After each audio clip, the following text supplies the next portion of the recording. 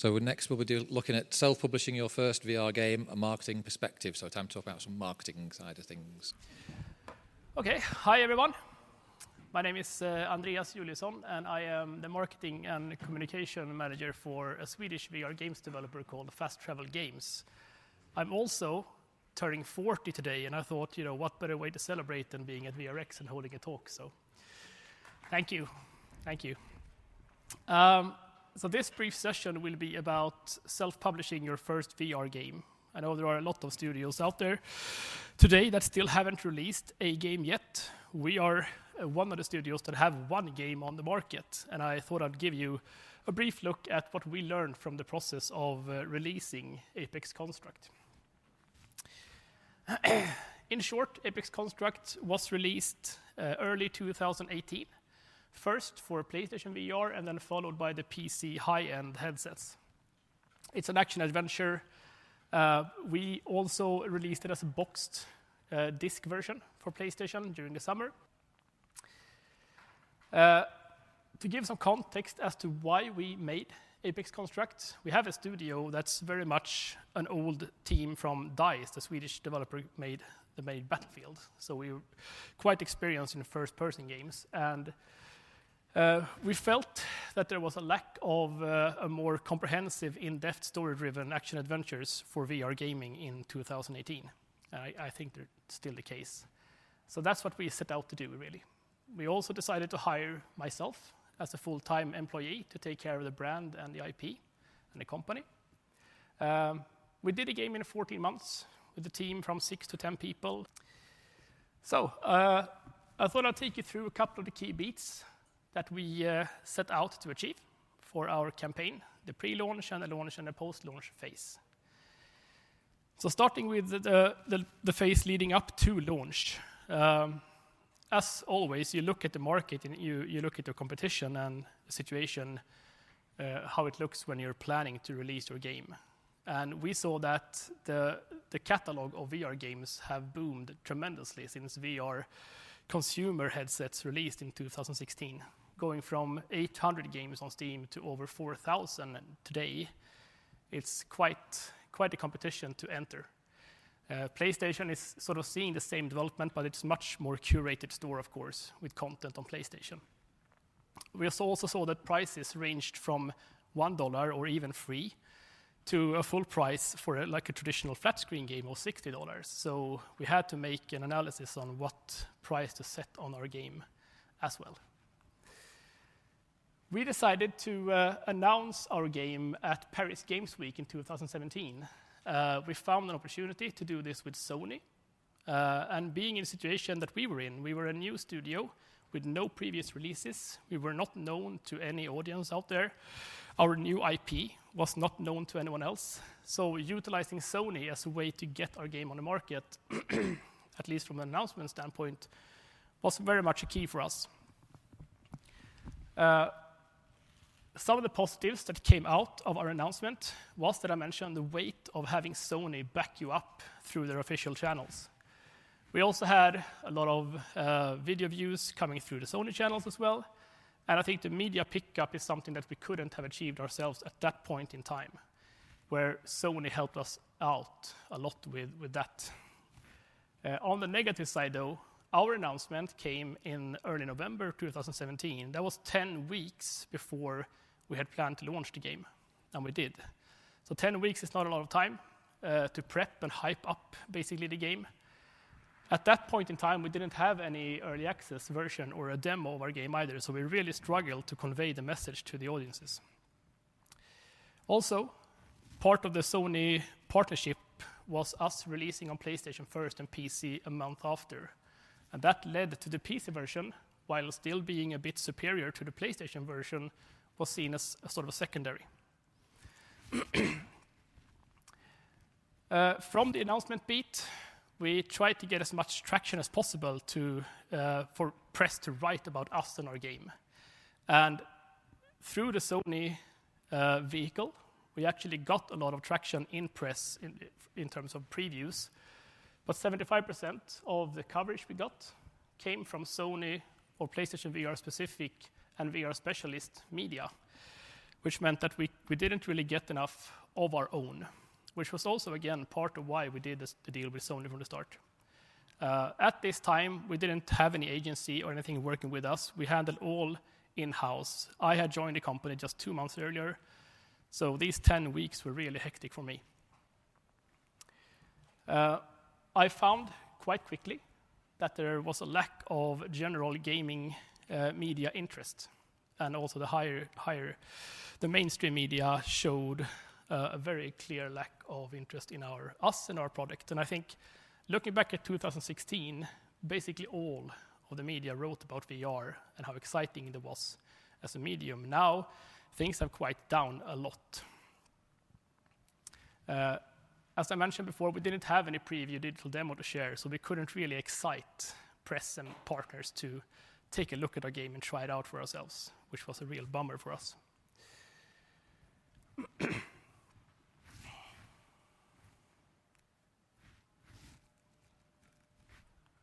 Oh.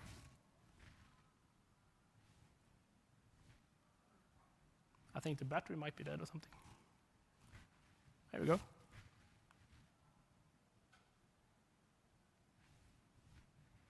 Should I point it to someone else? No. Yeah.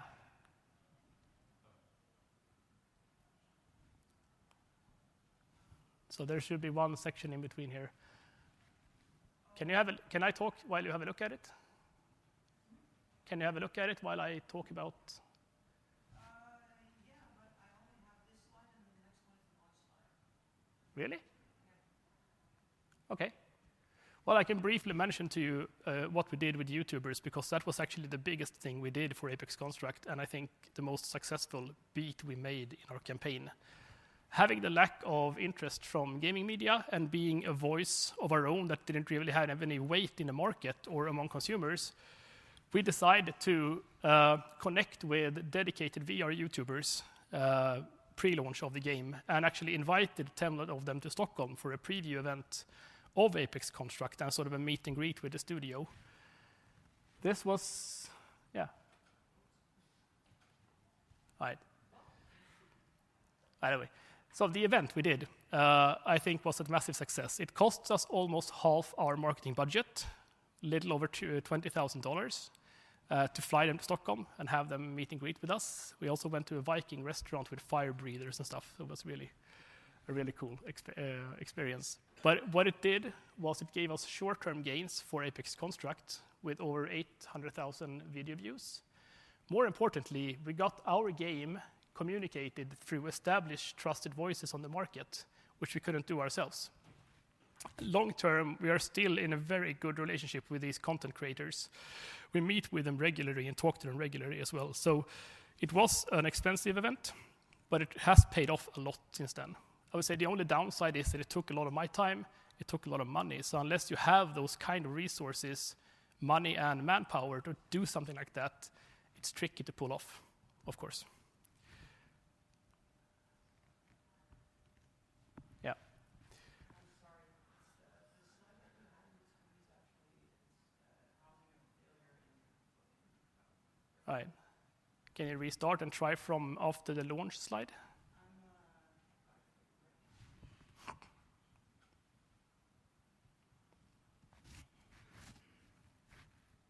Oh, there we go. Okay, so at launch, we set out to get our game reviewed, as most people do, or most studios do. Trying to beat our head against the big media giants was, in retrospective, something we shouldn't have done. Looking at how GameSpot, for example, or IGN are treating VR gaming today, they have all but stopped really reviewing VR games. And I think it was 8 games in total reviewed last year at GameSpot. On the other hand, you have a couple of VR games specialists or VR industry specialists actually growing both in trust and in traffic right now. As an example, Upload VR, which has over 300 games reviewed, and it's quite easy to work with. And they're also interested in doing more in-depth coverage than just reviewing your game. The cool thing is that when we summarized our average review score and compared VR specialist versus general gaming media, we got a much higher rating on VR specialist media. Most likely, I guess because they understand VR and they understand the small details that we actually put into the game rather than being judged as another first-person shooter. We actually achieved quite a lot of reviews working this way, focusing on the specialist or the low middle tier of gaming media. I spent many weeks manually scanning all the media outlets that I could find. I used a tool called Meltwater, but it was mostly me just scanning through the internet basically and making my own curated list of contact people within press and YouTubers, which led to a quite substantial amount of reviews being published during launch week. However, the time and effort spent against the big media giants, I could have done better with that time, and I won't spend that time again on our next release. Also, as part of our partnership with Sony, as I mentioned before, PlayStation VR became the review format of our game, and I think that hurt us a little because the PC version was better in terms of graphical fidelities and controller schemes and all that. But it's all weighing the positives against the negatives. We made some attempts to advertise our game as well. 2 successful examples, I would say, were our launch trailer on Facebook and the sales ad we did on Reddit. These have quite deep target capabilities, so we could target down to segments like interests, geographical areas, ages, if you wanted to do that, to make sure that we really spent money on a potential audience of our game and no one else really. So as little as 2,500 is quite a lot of money for some studios. $90 I think most studios can actually afford. And that's the sum we usually always spend on Reddit ads when we have a Steam sale, for example. We see that it bumps up sales figures and the wishlist figures a lot for us. A less successful example was the try we did with advertising our game in a more traditional way, with wallpapers on PC gaming sites, etc. There are some targeting capabilities there, but not enough to make sure that we actually reach an interested audience. So that was actually, I think, money thrown into the sea. So going forward, we won't do that again. Yeah. We also released our game in retail. And I know it's something that most studios do not do today. We found, after doing some research, that there is still quite high demand on disc versions of games globally. In Sweden, that's not the case, where everyone has fiber Wi-Fi. But globally, it's very much the case. We saw the Nielsen report from 2018, for example, saying that over 60% prefer the disc version in the US over a digital version.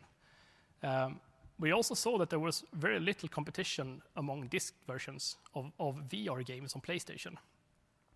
And we found a partner that basically let us push all the work to them and take no risk at all, no financial investment, no risk, no stock issues, nothing like that. And according to Sony as well, and according to our own numbers, we cannot see any cannibalization on digital. So for us, this turned out really well. The key was to find that partner where you don't have to put in any money investment or risk or effort that would hurt your team or resources that you have or don't have. We found a partner called Perpetual Games in the UK. There are others as well, but that partnership has worked really well. It also added a lot of marketing and awareness for us by retailers promoting our titles in Australia or in the US or anywhere in Europe, really, where the game is out. Right now, the disc version counts for 15% of our total unit sales. But it was actually launched after the digital version, so it would have been higher, I would say quite substantially higher, if we had a simultaneous launch. Which is one of the negatives from our campaign. The fact that we didn't release it together with the digital version, I think, was a letdown for us. The profit, of course, is much lower on digital, especially if you work with a partner that we do, who take all the risk and do all the investments and do all the work with publishers or with a first party. There's not much profit per unit, but if you view it more of as a marketing stunt and getting units across, to players, it can be really, really good. You also don't have much control over the game. I mean, you can set your own prices on Steam or PlayStation Store, but what retailers do with your game, it's really up to them. You see someone posting a picture of a $5 Apex Construct copy in Brazil or something. It happens. Okay, so leading into post-launch, we eventually decided to release a demo for our game on PlayStation during the summer last year, and on Steam just a few months ago. And I think it's been, even though we did it way too late, it's been a tremendous success for us with over 120K downloads and counting, and it's still being downloaded a lot, especially, or actually on both stores, but even on PlayStation so long after we launched it.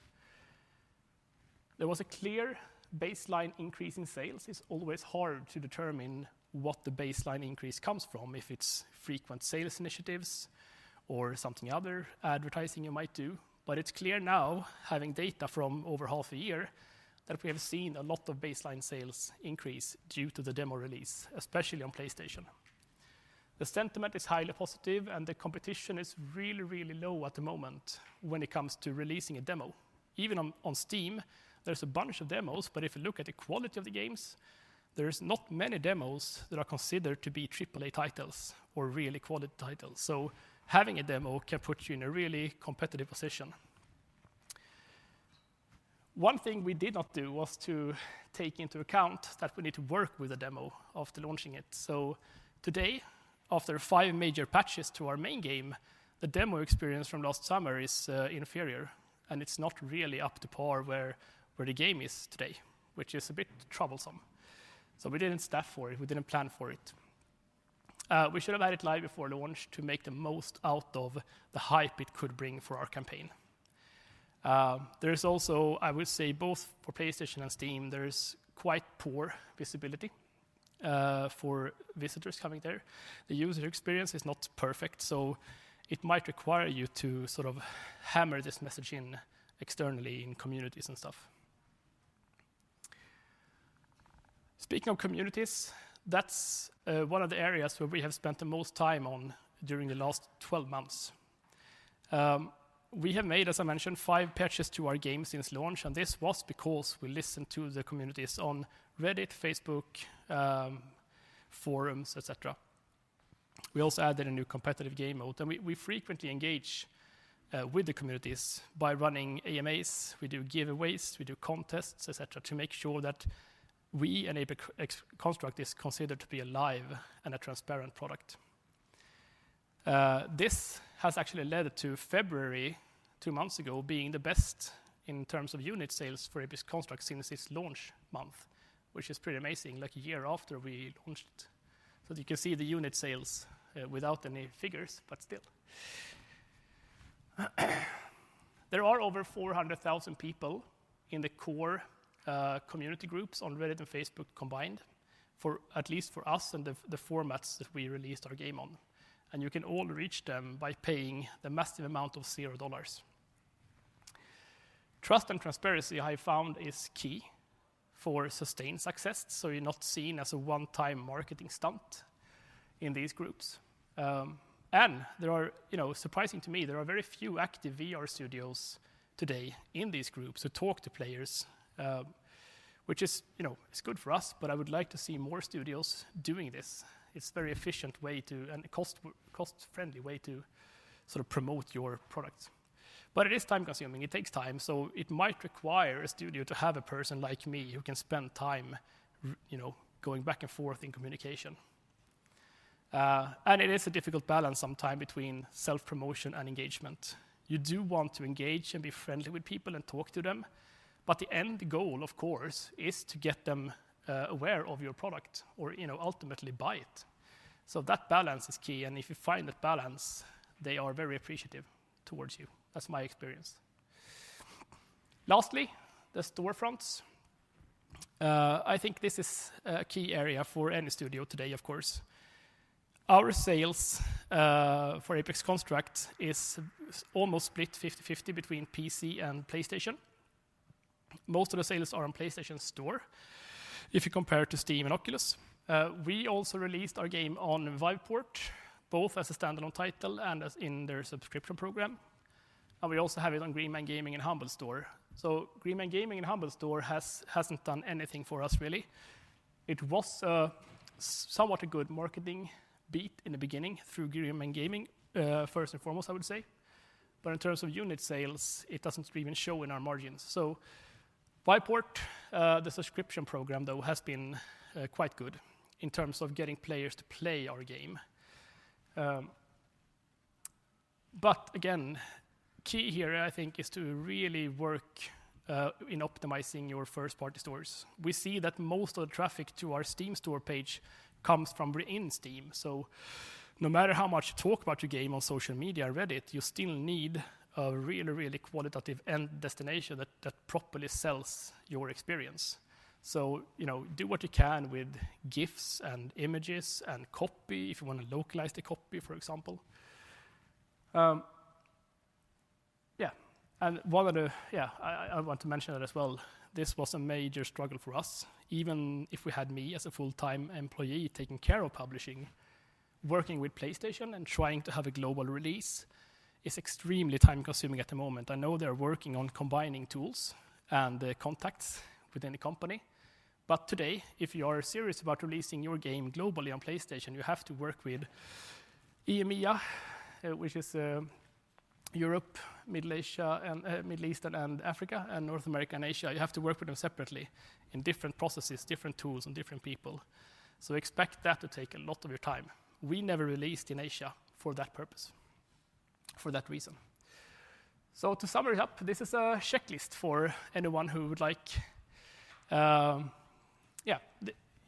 if I were to release a game today, again, this is what I probably would do.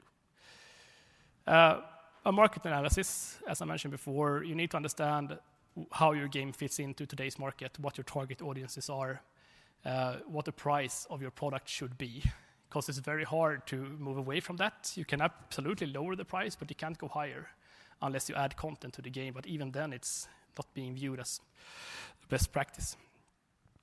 The announcement, make sure to buy yourself time to properly convey the story of your game. It might be 10 weeks, it might be half a year, but make sure that you have that plan in order before. And also make sure that if your game warrants it, launch a demo or early access to excite the players and also get some feedback. First-party platform, as mentioned, this is key to optimize it in any way you can. There are also a lot of internal tools, especially on Steam, that you can use to boost your game, like Steam visibility rounds or announcement posts. You can answer reviews and stuff like that. For launch, I would say reach out a hand to the content creators out there. They are still very engaged and passionate about the industry. It didn't cost us much money, mostly, except from the event that we made, to have content creators promoting your game. Most of them just want a code or two and some videos. And Keymailer was a tool that we used with quite great success. We got a lot of fraud requests from people who are not who they say they are, asking for keys. Using Keymailer is a curated way of actually sending keys to bona fide YouTubers out there. In terms of media, I would absolutely create your own curated press list and manually scan local press and mid to low and mid-tier gaming media and the VR specialists. And I would focus on these specialists and low mid-tier and instead of the big guns. Retail version, make sure you analyze your own resources to find a partner that might fill your needs. And aim at launching it simultaneously with a digital version for maximum impact. Post-launch, keep up engagement by being trustworthy and transparent and active in the communities. And if you can, keep improving your game using the feedback the players they give you. They love nothing more than to see that you're actually listening to them. Sales initiatives. Participate in frequent sales. We have seen the profit is higher in the end due to the increase of unit sales than if we kept the baseline sales for that period. So there's even more profit in running frequent sales. But be careful not to sort of hurt your base price too much. And when you do sales in, for example, Oculus or Steam, make sure that you request additional marketing support. We have actually been successful in that quite a few times now, that not only are you part of a weekly sale, but you also get a banner here and there, and you maybe be part of a newsletter. That can be done if you talk to these first-party people. And lastly, if you have advertising, make sure to spend all your money towards your target audience. Might sound like a no-brainer, but it's really, really important for us since we have so little money in this industry at the moment. And run your ads in combination with sales or content updates to maximize the boost they give. That's it. So if you want to get in touch with me, I'm here this afternoon, or you can get in touch via email or social media. If you have any questions, just let me know, and I'll, be happy to help you out. Thanks.